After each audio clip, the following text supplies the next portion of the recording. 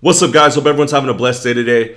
Part of having an RP awareness is understanding the truth about life. And one of the truths about life, and we're seeing it happen, in real time nowadays, is the confusion agenda that is pushed out by these elites that pull the strings in society.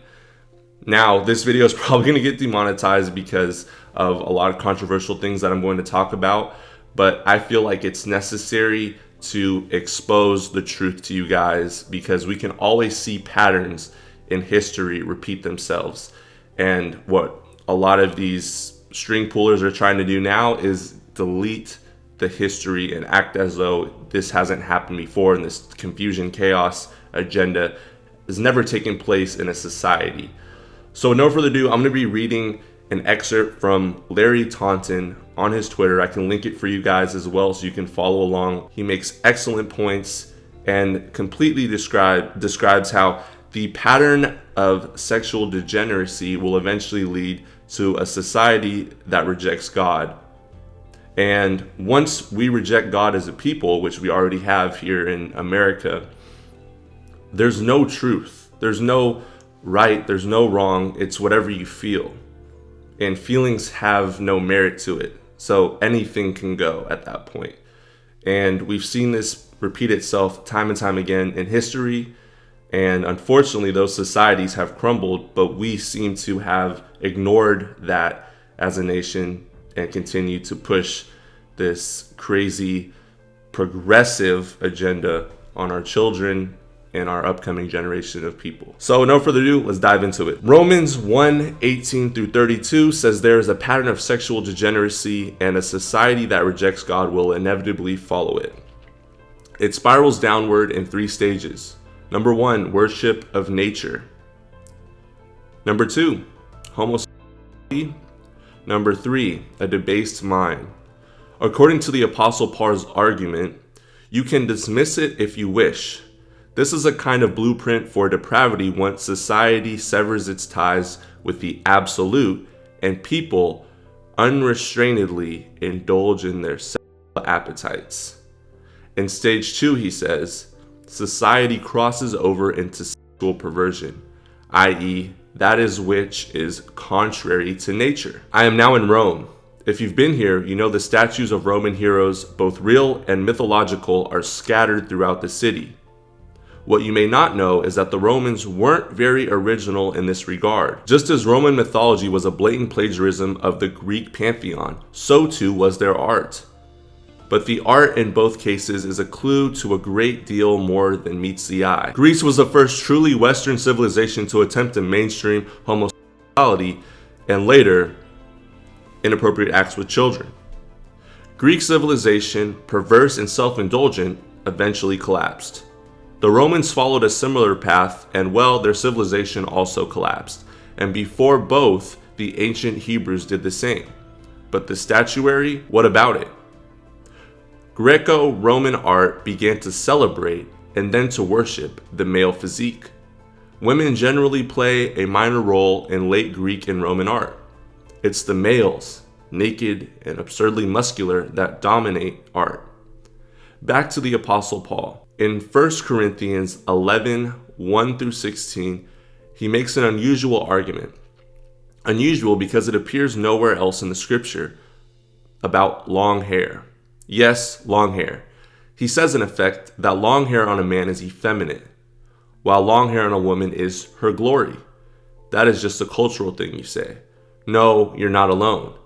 Some foolish pastors say it too. However, Paul isn't making a cultural argument. He argues from creation. Doesn't nature itself teach you that if a man wears long hair, it is a disgrace for him, but if a woman has long hair, it is her glory?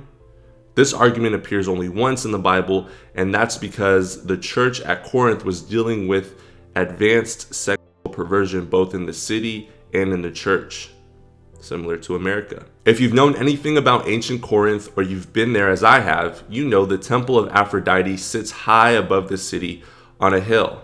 Aphrodite was the goddess of love and lust. The temple prostitutes were kept busy with customers.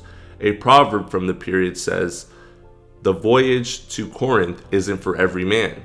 That's because many men lost their soul there.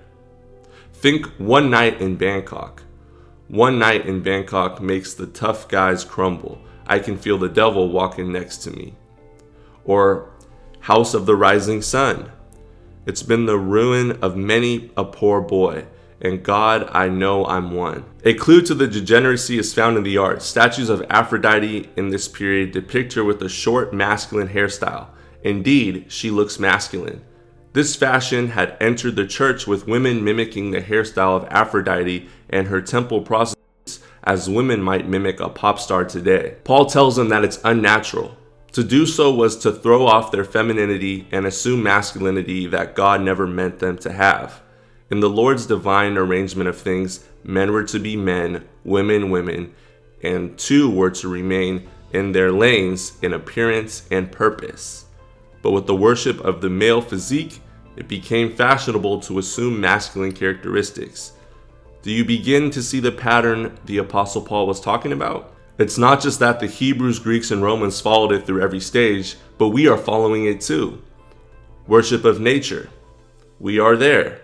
What is the environmental movement if not a new paganism? Homosexuality, we began tolerating it decades ago, but now it's mainstreamed. A debased mind. Does this require any commentary? The sexualization of children, irreversible adolescent sex change, surgeries, and mainstreaming of inappropriate acts of children. Riding above it all is the worship of the male physique. If statuary was the medium of artists of the Greco-Roman period, today that same sentiment for the male is expressed in comics, graphic novels, and superhero movies, where an exaggerated form of physical masculinity is standard and women forsake feminine characteristics for masculine ones. In late Greece and Rome and now, women were sold a lie, the acceptance of which is fundamentally detrimental to them having any role in society whatsoever, that their femininity is weakness. Think about the efforts of feminists to overthrow their own femininity in order to pursue masculinity. Abandon child rearing and the home to enter the workplace and compete with men. Abortion as a means of suppressing the role of mother and remaining in competition with men. The campaign until quite recently to enter traditional male spaces, including sports, military, etc., to compete with men. The feminine advance into male spaces has been arrested by biological males entering into traditionally female spaces in sports, bathrooms, and even efforts to bear children. Of course, this can only end in failure because women can never fill male roles as well as men who were designed by God for that purpose. The reverse is also true. The late Greeks and Romans annihilated the feminine and simultaneously elevated the masculine, but in a perverted form. The Greeks came to see homosexuality and acts with children not as sissy, but as the ultimate expression of male dominance. We are on that train, and unless the downward spiral is stopped, the same end is inevitable. Coincidentally, he says, I write this from a sidewalk cafe, and from where I sit, I see a scarf for sale bearing the image of Frida Kahlo, the Mexican artist of the infamous unibrow. Frida is best known for her self-portrait with cropped hair. In it, she sits in a chair in a man's suit with scissors in hand, hair clippings all around her. Betrayed by her husband, she cut off her hair and threw off her femininity in a bitter statement that she no longer needed a man. She could be one. Frida is a feminist icon now, especially in Europe. Her rage has been adopted by many women. But to what end? I'll tell you, the complete destruction of women. With the rise of male homosexuality and the worship of warped masculinity, men made war on womanhood, and they're repeating the pattern. Unfortunately, many women were aiding in their own destruction.